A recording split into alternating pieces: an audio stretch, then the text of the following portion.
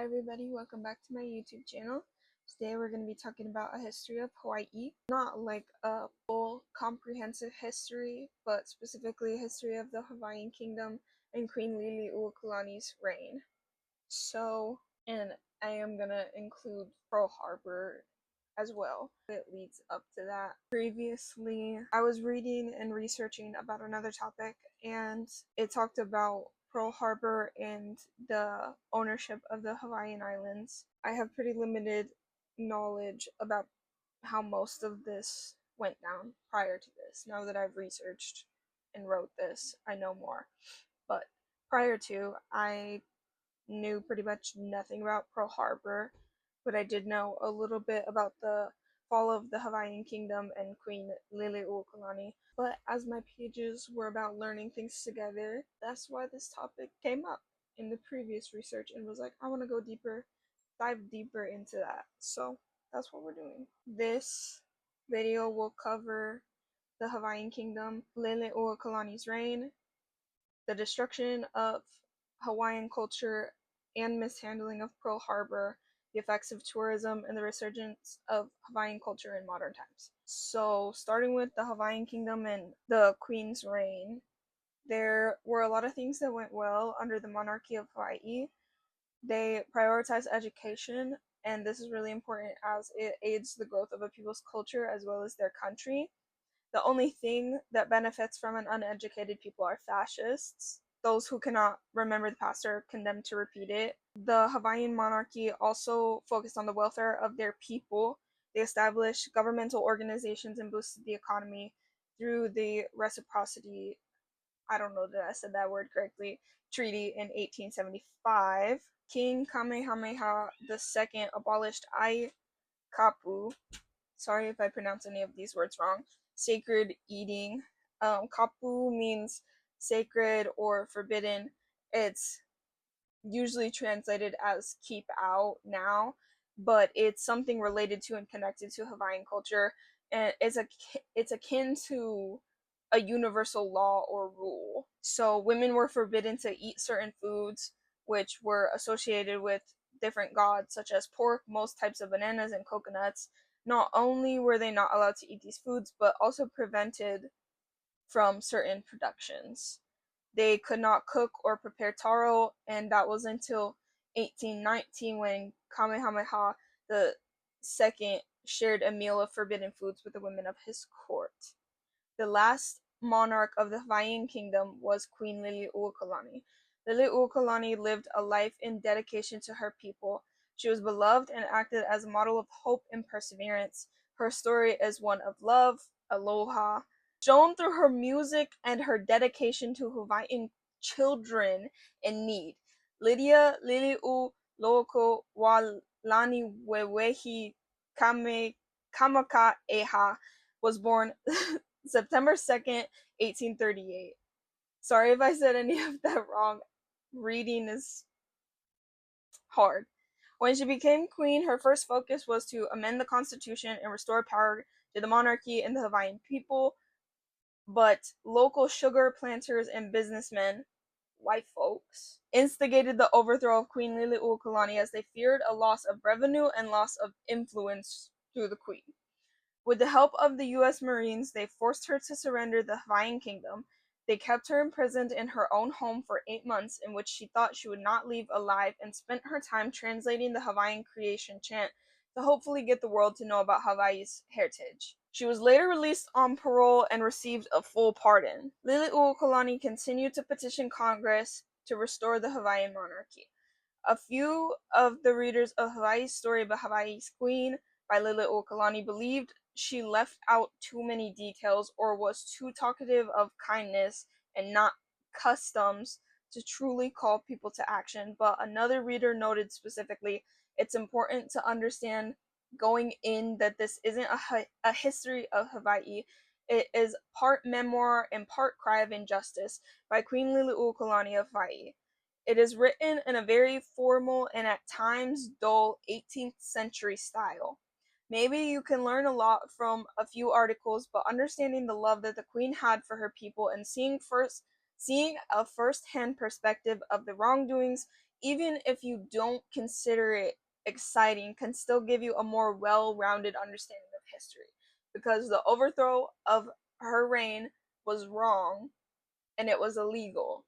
And the fact that she petitioned the court to restore the kingdom of Hawaii, and they chose to ignore it and considered it to be the 50th state of the United States of America.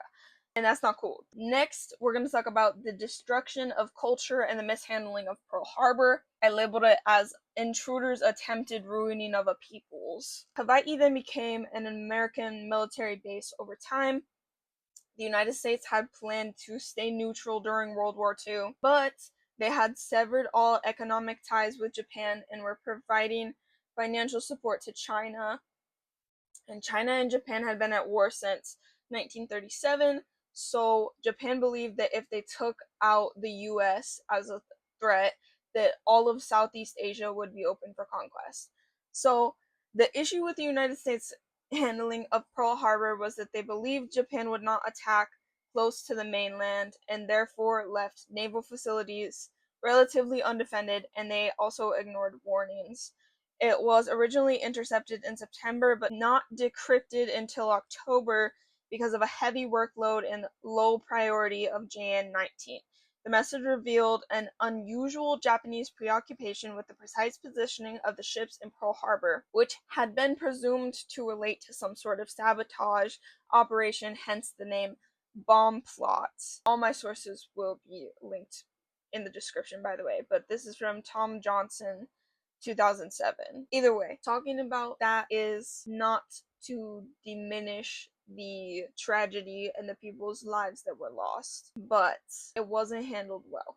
A lot of World War II was not handled well. And it's not like you can know all the plots, but when things like that are happening in the world, I feel like it's important to recognize warning signs. And I feel like that's why it's important now to be paying attention to the way things are talked about. Then following that, the effects of tourism on local communities, advocacy for the deconstruction of over-tourism. The native population was in decline before the fall of Liliuokalani, with the diseases colonizers introduced.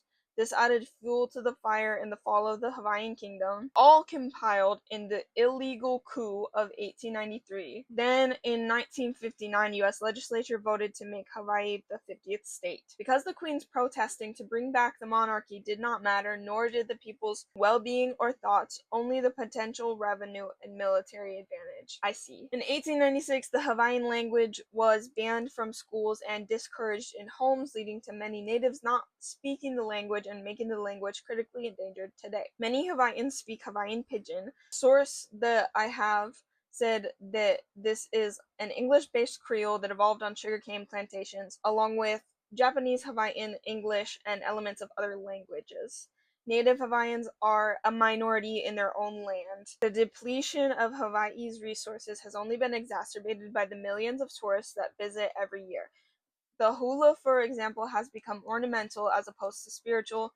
Its origin is religious worship, but it has become a performative cultural event to appease tourists eager to engage with Hawaiian culture. From Adelaide Kaiser 2024. That's the only date I could find on the source. It might have been written earlier. Real hula was hidden in the media's perception. Coconut bras and grass skirts became its reputation. Some people that are only capable of focusing on themselves might note that over-tourism is an issue for them as well, due to long lines, no available hotels, or sightseeing activities without advance booking, etc. However, people with basic empathy might note that it is incredibly distasteful that a people native to one area of the world are unable to afford necessities and are forced to abandon their culture and assimilate to another area of the states just to have a chance to live. And then it leads into the resurgence of Hawaiian culture in current times. The University of Hawaii Foundation 2025 wrote in an article, "It takes one generation to lose a language and 3 generations to recover it. Hope is not lost on the recovery of Hawaiian culture. Very few children under 18 were fluent in Hawaiian during the 80s. However, that generation saw, recognized, and wanted to change the decline of their history and culture. They started an immersion education movement as the current education system was aiding the decline in the language. In 2010, the census reported that 24,000 households reported Hawaiian as their dominant language. As a society, it is crucial to support and celebrate each culture and make sure that they don't die out. The hope remains on us. The Hawaiian language's resurgence is currently in the middle of its second generation, almost revived. The Merry Monarch Festival was founded to help native traditions, language, and art exist and thrive. It's a week-long festival that celebrates the culture through an arts fair, cultural demonstrations, hula performances, and a parade showcasing the cultures of Hawaii. Many people care deeply about the continuation of their culture. This is a question and answer. That's the way that it's formatted in my writing. So, why is it wrong that the United States has control of Hawaii and it's the 50th state? Why is that wrong? The people were happy and thriving before colonization. They had a rich and deep culture, so much so that they fight to keep it alive to this day. They did not agree with becoming a part of the United States, yet they extend unprecedented levels of sharing their culture, their resources, bleeding their land dry to satiate the unending appetite of the American rulers. The question should not be why is it wrong? Instead, why would the people of Hawaii not deserve their land back? Question 2, why is tourism an issue? Not only does it destroy the land, as some people often do not respect spaces that are not their home, but it also displaces the people that do live there. Tourism waters down culture to a performance for profits that the people likely never see. Overall, it destroys a place to have their main source of income be from tourism. What is the responsible action for me to do? The best thing to do is donate to the restoration and preservation of native lands and avoid unethical behaviors. Do you need to visit them this year, or can you experience the culture through an online platform? If you do need to visit, are there things that you can do to help the local businesses and support the people, the natives that live there? Put some research and thought into it, and remember that although you're visiting and enjoying the culture, you get to go home. That is their home. That's everything that I have. Something that I wanted to touch on a little bit more that frustrated me was the way people talked about Lili'uokalani's autobiography. I didn't like that the person basically said that it's too passive, because I think it's ridiculous that a reign founded on love and founded on the preservation and support of their culture and their peoples is considered boring. Every single person that I've met from Hawaii, every Samoan person, they will make sure that you're fed. They take care of you. They're kind. They're hospitable. It's just a culture of that. I don't like the fact that people are so used to books needing to be exciting and stories needing to be exciting. There needs to be a fight. There needs to be somebody that wins the fight. I don't think that wars are ever necessary if you regulate your peoples and teach them kindness first and teach them caring and consideration and empathy. I feel like I've said this before, and I feel like other people have said this before, and I'll say it again. It's an empathy epidemic. Maybe that's not the right word to use for that, but there is such a lack within modern times of people caring for other people, and you scroll on your screens all day, but you're watching meaningless content. You're not engaging with creators. You're not supporting local artists. You're not supporting, I mean, you might be. I'm not saying you as the watcher absolutely don't support anybody. I don't know you. I don't know what your business is, but for the most part, it's so impersonal that people don't have social interactions. And maybe that's just my perspective on it. Maybe I'm mishandling the internet. Maybe that's too dramatic. Maybe I'm too dramatic. But I think we don't talk enough about what we've done wrong in history. And so much of it is just not taught or just not in history books. It's your job as an American citizen to be educated. It's your job to preserve information and make sure that people don't do the things that they've done wrong again. You're supposed to grow for it. People always say insanity is doing the same things over and over and expecting something to change. That's what we're doing. Why do you think all the kids are going crazy? Literally deranged and damaged minds, because we're fighting the same wars. We're not worried about the education system. We're not worried about the welfare of our peoples. We're not worried about making sure homeless people have everybody has a place to live. Everybody has the ability to eat. That's not radical things. For a nation to protect all their peoples, that's not radical. And the fact that we've been taught to believe that it's ridiculous is like such a big issue. Anyways, I'm literally just ranting and raving now. So I'm just gonna leave you with that. I'm gonna have all the sources that I used for writing this paper in the description, as well as my Patreon if you would like to support. And I will see you guys in whatever the next video is that you see of me. Bye.